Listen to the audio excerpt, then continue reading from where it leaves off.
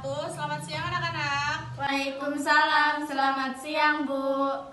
Oke, hari ini masuk semua ya? Masuk Bu. Oke, sebelumnya Ibu absen dulu ya. Dini? Bu. Dini hadir ya. Najwa? Hadir Bu. Kita mulai ya pelajarannya. Sebelumnya, Ibu mau nanya nih sama kalian. Kalian sudah pernah belum membaca sebuah puisi? Sudah Bu. Nah, kira-kira puisi apa Mbak Dini? Puisi cinta Bu. Ya Dini. Oke. Wah, Mbak Dini ternyata bucin ya. Oke, kita kembali ya ke pembelajarannya. Itu tadi hanya seru-seruan aja. Ya, Jadi pembelajaran kita hari ini yaitu tentang puisi rakyat. Ada yang tahu puisi rakyat itu apa? Ya Mbak Dini, apa Mbak Dini tahu tentang puisi rakyat? Tahu Bu. Apa? Coba sebutkan. Puisi rakyat adalah puisi lama atau klasik yang memiliki aturan tertentu berdasarkan tempat kelahirannya yang diwariskan secara turun-temurun untuk mempertahankan nilai budaya serta menanamkan nilai budi pekerti yang dikandungnya. Oke, benar sekali jawabannya Mbak Dini. Seperti yang dikatakan Mbak Dini, puisi rakyat adalah kesusastraan rakyat yang sudah tertentu bentuknya. Nah, puisi rakyat ini umumnya terdiri dari beberapa deret kalimat. Ada yang berdasarkan mantra, ada yang berdasarkan panjang pendeknya suatu kata, lemah tekanan suara, atau berdasarkan irama. Nah, puisi rakyat sendiri mempunyai nilai-nilai yang berkembang dalam kehidupan masyarakat. Nah, dalam kesastraan ini kita memiliki warisan turun-temurun yang tidak diketahui siapa pengarangnya, seperti ciri umum pada puisi rakyat. Oke Bu, saya izin bertanya. Kenapa puisi rakyat tidak diketahui pengarangnya? Ya, terima kasih ya Mbak Najwa atas pertanyaannya. Jadi, itu termasuk ke dalam ciri umum puisi rakyat. Nah, ini Ibu tampilkan PPT-nya ya. Ibu akan jelaskan satu persatu. Apakah PPT-nya kelihatan? Nah, jadi pertanyaannya Mbak Najwa, kenapa puisi rakyat itu tidak diketahui pengarangnya? Jadi, karena puisi rakyat itu memiliki 6 ciri-ciri. Nah, ciri umum yang pertama yaitu bersifat turun-temurun. Artinya, puisi rakyat itu diceritakan dari mulut ke mulut seperti ciri umum pada nomor ketiga. Nah, apakah sudah paham, Mbak? Sudah Bu. Nah, jadi karena kan diceritakan dari mulut ke mulut, kita itu tidak tahu siapa pengarang aslinya. Misalnya, Mbak Dini menceritakan ke Najwa. Mbak Dini dapat sumber dari mana? Mbak Dini dapat sumber dari misalnya Mbak Dona. Mbak Dona dapat sumber dari mana lagi? Seperti itu terus siklusnya. Nah, selanjutnya puisi rakyat itu bersifat kaku. Artinya puisi rakyat itu biasanya memiliki bahasa yang kurang dimengerti atau istilahnya itu memiliki bahasa kiasan atau bukan makna sebenarnya. Nah, karena bersifat baku, jadi puisi rakyat itu terikat oleh aturan-aturan. Jadi ada beberapa aturan yang harus diperhatikan ketika kita membuat sebuah puisi rakyat. Nah, ciri umum terakhir puisi rakyat adalah terdapat pengulangan kata dan jumlah baris dalam setiap baitnya itu bisa diawali atau diakhiri dengan sajak atau yang biasa kita sebut dengan sebutan rima. Nah, secara umum jenis-jenis puisi rakyat itu ada 7 anak-anak. Nah, tetapi kita akan membahas yang paling sering kita dengar, yaitu ada 3 jenis. Yang pertama pantun, syair, dan yang terakhir gurindam. Nah, ada yang tahu pengertian dari pantun itu apa? Coba Mbak Najwa. Ya Bu, pantun adalah puisi Melayu yang mengakar dan membudayakan dalam masyarakat. Fungsi dari pantun adalah untuk mendidik sambil menghibur. Ya, benar sekali. Nah, melalui pantun, nenek moyang kita itu terkesan lebih santun untuk menegur atau menasehati secara tidak langsung, agar orang yang kita tuju itu tidak merasa malu atau dipojokkan. Nah, kemudian yang kedua ada syair. Coba Mbak Dini bacakan pengertian syair. Syair berasal dari Persia dan dibawa masuk ke Nusantara bersama dengan masuknya Islam ke Indonesia. Kata atau istilah syair berasal dari bahasa Arab, yaitu syair atau syaur, yang berarti perasaan yang menyadari.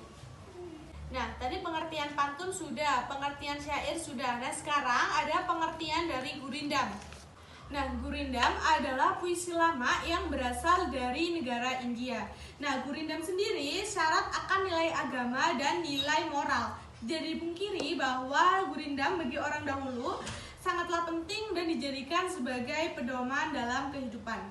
Nah, tadi kan sudah dijelaskan tentang pengertian syair, pengertian pantun, pengertian gurindam. Nah, sekarang Ibu akan menjelaskan kalian mengenai ciri umum pantun, syair, dan gurindam. Nah, ciri umum pantun yang pertama yaitu setiap bait memiliki 4 baris atau larik. Bisa dicatat ya anak-anak? Iya, Bu. Nah, yang kedua, tiap baris terdiri dari 8 sampai 12 suku kata. Ciri umum yang ketiga, rima setiap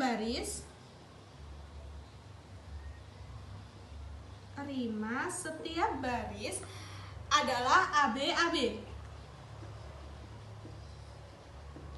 ABAB. Nah, yang keempat, baris 1 dan 2 pantun adalah sampiran.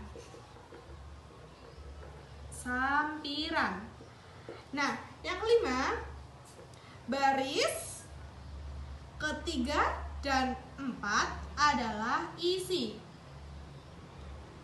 Oke, sampai sini ada yang ingin ditanyakan anak-anak? Izin bertanya, Bu. Ya, silakan Mbak Dini. Rima itu apa ya? Nah, rima adalah pengulangan bunyi yang berselang, baik di dalam larik sajak maupun pada akhir larik sajak yang berdekatan. Contohnya seperti pantun yang ini. Nah, ini Ibu sudah menulis contoh pantun ya. Air surut memungut bayam, sayur diisi di dalam kantung. Jangan diikuti tabiat ayam, bertelur sebiji, riuh sekampung. Nah, tadi Mbak Dini bertanya tentang rima. Nah, tadi kan Ibu sudah jelaskan bahwa rima adalah pengulangan bunyi yang berseling. Maksudnya di dalam pantun ini adalah nih ya, bayam, ayam, kantung, sekampung. Ada yang tahu arti dari pantun ini? Saya, Bu. Ya, Mbak Nazwa. Artinya, jangan mengumbar kebaikan atau prestasi untuk mendapatkan pujian. Ya, betul banget Mbak Nazwa. Selanjutnya ada ciri gurindam ya. Ciri yang pertama yaitu terdiri dari 2 baris dalam 1 bait. Berbeda ya dari pantun. Kalau tadi pantun apa Mbak Nazwa?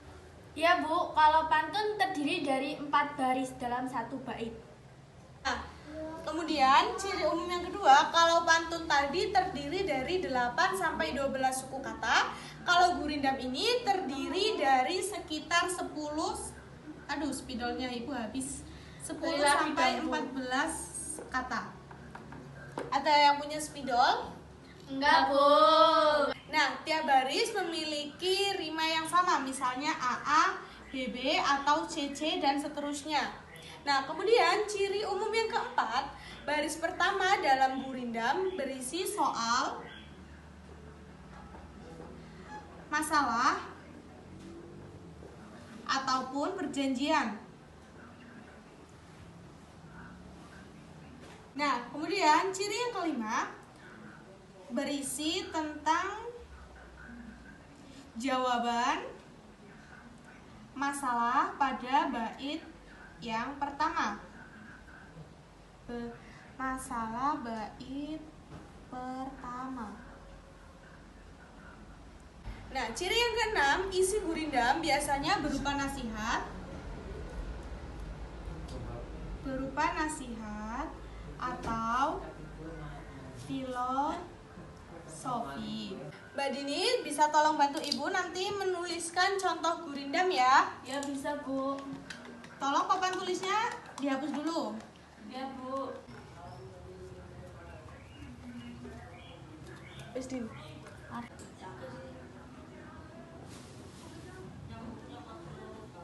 Mengenal orang yang baik perangai.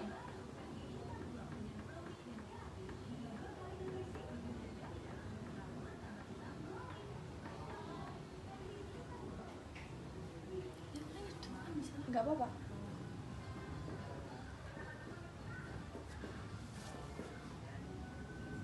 Bu. Lihat bawahnya, lihat pada ketika bercampur dengan orang ramai.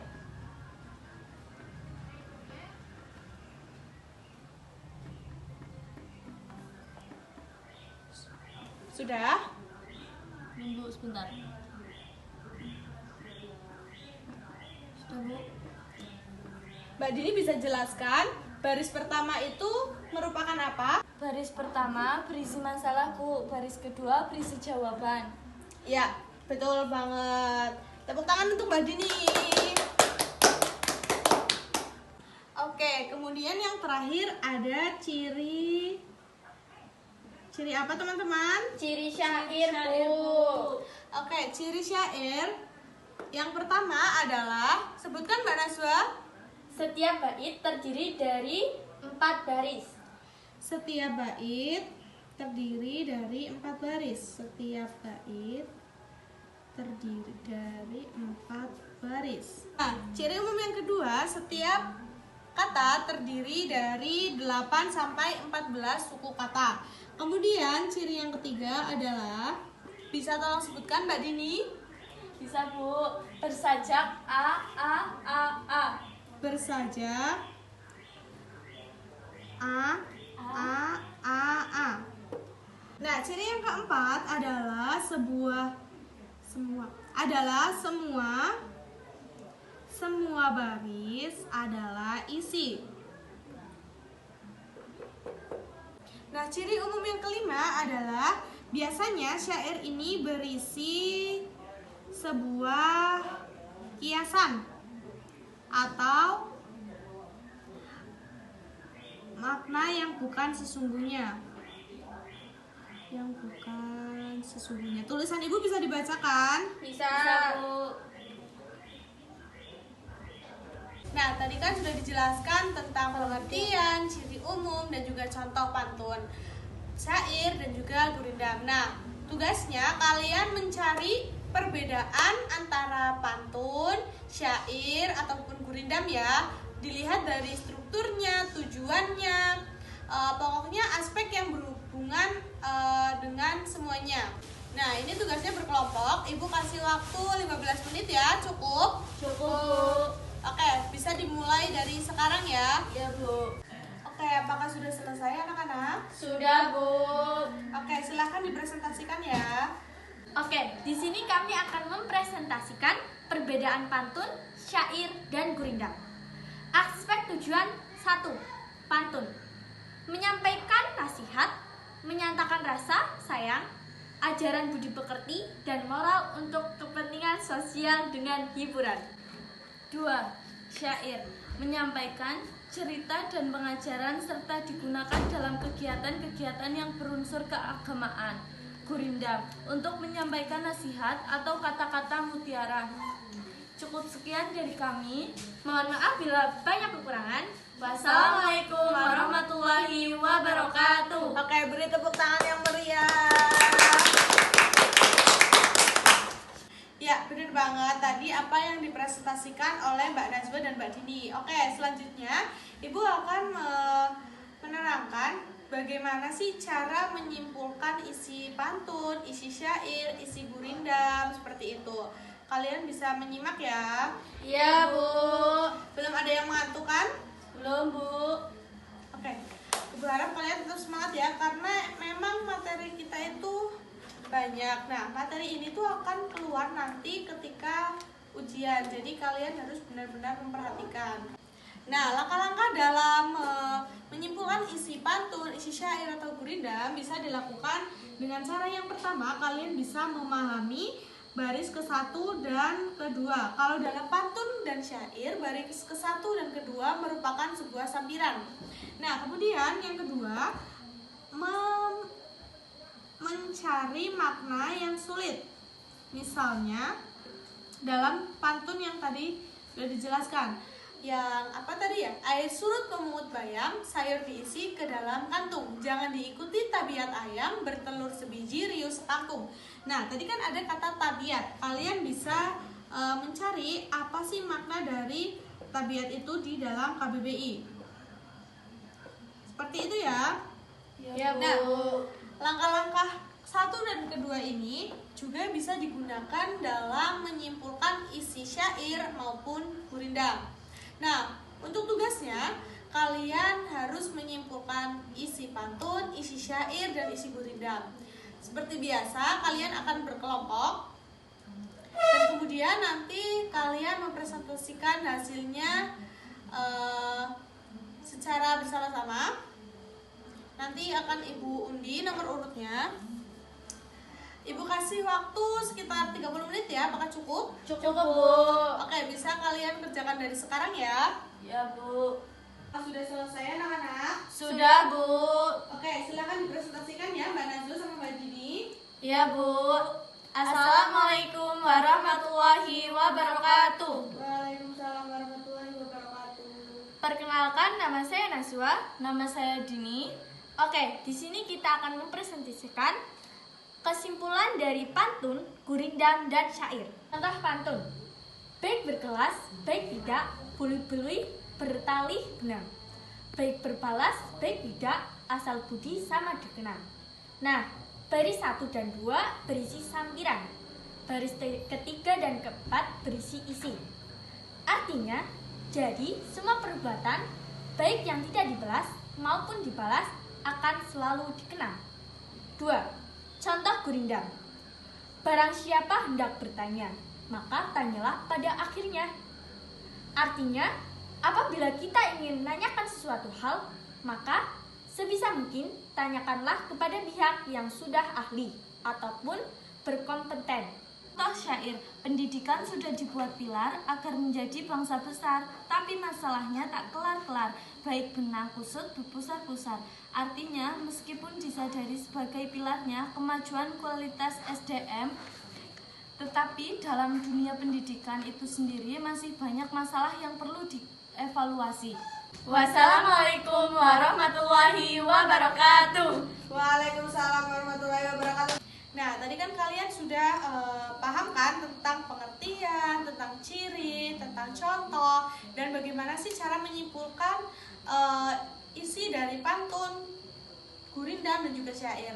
Nah, apakah masih ada yang ingin ditanyakan sebelum Ibu mengakhiri pembelajaran kita pada pagi hari ini? Enggak, Bu, sudah cukup. Oke, kalau sudah cukup, materi minggu depan kita akan membahas tentang struktur kebahasaan cerita rakyat.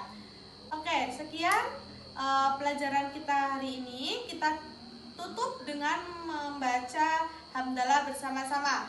Alhamdulillahirabbil alamin.